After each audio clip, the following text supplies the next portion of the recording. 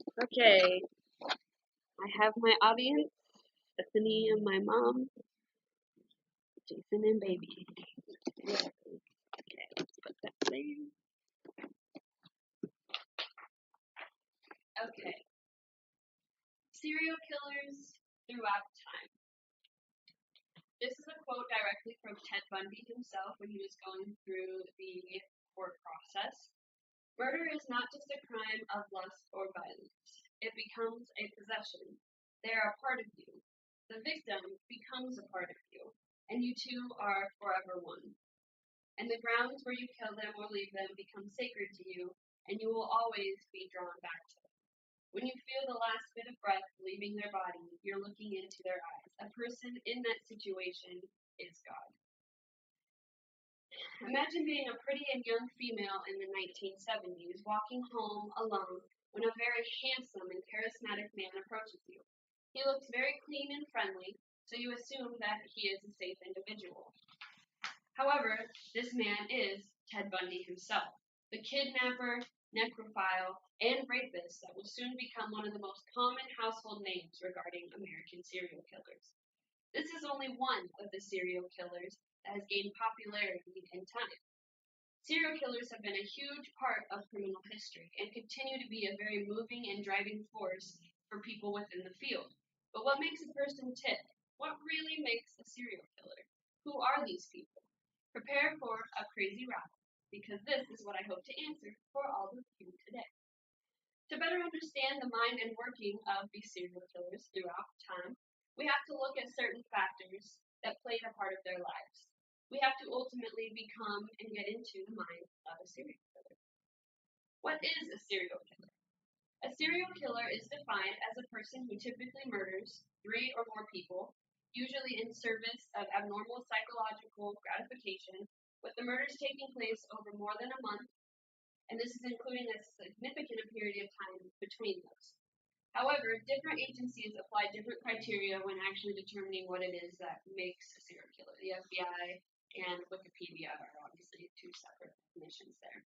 A serial killer is not a mass murderer or a spree killer. However, a serial killer can become a spree killer. It just depends on what their MO is going to ultimately be. Any of their murders may be attempted to reach a certain gratification, and this is looking at thrill-seeking feelings, financial gain, or the attention-seeking factor. And the victims could very well all have certain details in common, such as demographic profile, appearance, gender, sex, and even their sexuality. When you look at serial killers, a lot of them have similar characteristics, which is how you can kind of determine if that person is considered a serial killer. Serial killers may portray varying degrees of mental illnesses, which is what is believed to ultimately contribute to their homicidal behavior. In example, someone who is mentally ill could have psychotic breaks in which causes them to believe that they are another person, or even that the crime that they are committing was forced on them and they had to do it because of a greater entity. There are many psychopathic behaviors that are very consistent with the traits that are common to serial killers. This includes the sensation seeking, having a lack of remorse or guilt, impulsivity, need for control, and the predatory behaviors such as stalking. Psychopaths can often be seen as normal or even extremely charming, someone that can just walk up to you on the street and hold a conversation with you. And that even goes for just plain murderers, people who break the law every day. But in this case, serial killers, especially back in the 70s or the 80s, were very charismatic people. And that's kind of known as the mask of sanity. Often, people who become serial killers at later times in their lives were often abused emotionally, mentally, physically, or sexually at some point at their very young lives by a family member or at just very young ages in general. And that's what ultimately creates the serial killer's MO, which again is something that a serial killer will follow every single time that they go to kill someone. Like if they wanted to chop off their hands before they killed them, they would chop off all of their victims' hands and then kill them. When we consider serial killers, there aren't a lot of myths, but there are a few that are in today's times, and we have to look at their engagements as well. A lot of times, people are not really aware, like I said, that they can blend into society and be these very hardworking individuals.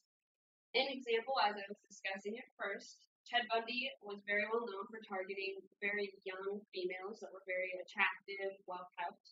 He had that very charismatic and charming and good, he was a very good looking individual. He would use this to lure in the individuals. He would also sometimes wear like a sling on his arm or have crutches to pretend he was hurt or in pain to appeal to the more apathetic side that women are commonly known for having. Another thing that people forget to include in these serial killer MOs is the fact that most of them are more likely to engage in some sort of fetishism, partialism, or necrophilia. These are all paraphilias that involve a strong tendency to experience the erotic interest almost as if it were a physical representation of a symbolized body. These individuals who partake in the paraphilias participate in different varying levels of fantasy by focusing on body parts or some sort of extension of the body part or overall anatomy of the human body, and that's usually regarding inner organs or sexual organs. Lastly, many people in communities think that only men can be serial killers, or of course, when you think of serial killer, you think of a man. However, this is not true.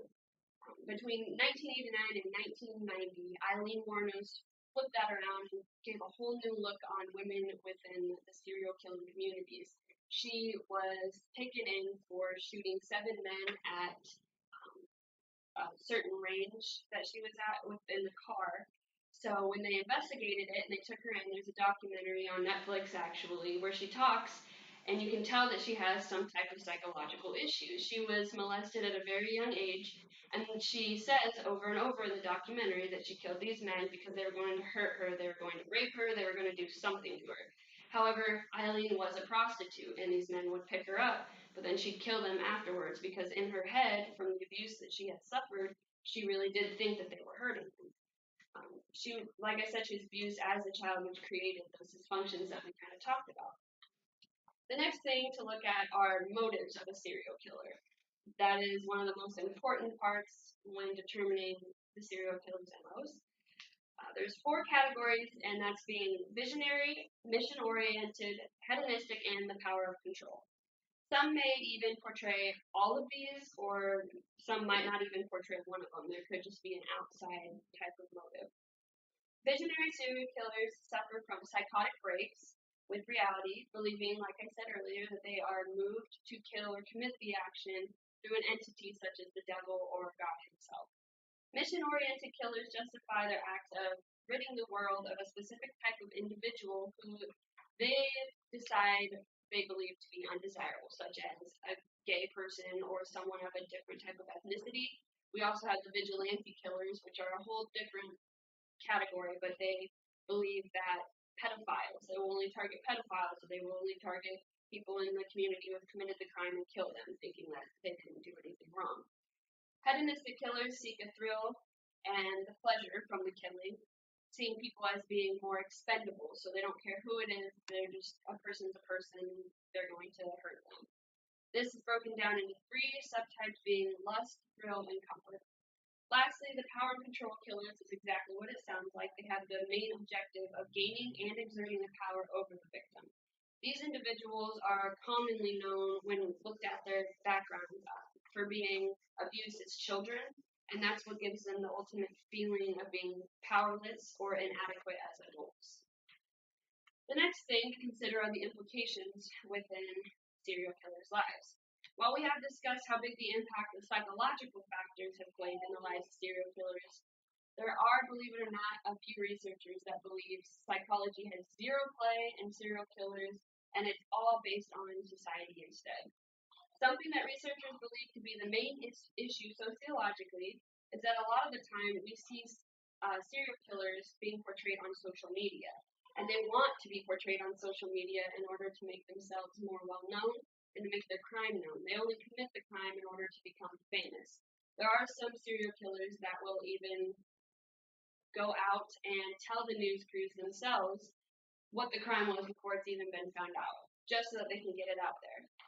This is a really hard pitch to the criminology field, though, however, because, of course, we want to look at more of the psychological factors rather than the sociological, because your brain plays a lot into what you do as a person.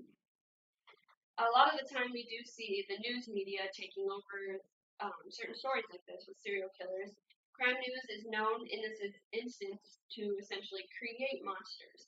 While these men are obviously monsters themselves with what they're doing, the news has a tendency to both stylize and exaggerate things that the men do, making them more of an icon to people rather than a person who is a murderer. A very clear example of this would be the case of Jeffrey Dahmer. Everybody knows the case of Jeffrey Dahmer. He's best known for raping, murdering, dismembering, and then eating 17 men and boys, targeting a specific gay community. Major news sources and journalists focused predominantly on the fact that he was a cannibal, not everything he did or the certain community he attacked. And then they created the movie Silence of the Lamb, making Hannibal Lecter. When they essentially put together Hannibal Lecter with Jeffrey Dahmer, they created that figure, the cannibal, and they stylized him and basically turned him into a super predator because of this. So, in conclusion, by observing who and what serial killers are, the myths and the engagements that they partake in, the characteristics and the implications brought on by these killers, we can start to become more educated and potentially start to get a better understanding of the minds of the most well-known serial killers. And this hopefully will help to better prevent the making of a serial killer. While the topic, stories, and details of murderers with the serial killers can be very morbid and quite terrifying, it's really important to recognize that at one point in our crime history, serial killers were essentially taking over the news. It was everything people heard. We don't hear about it as much now, but that's all they really heard in the 70s and the 80s. And the first case was in 1889. Like, it's gone back that far.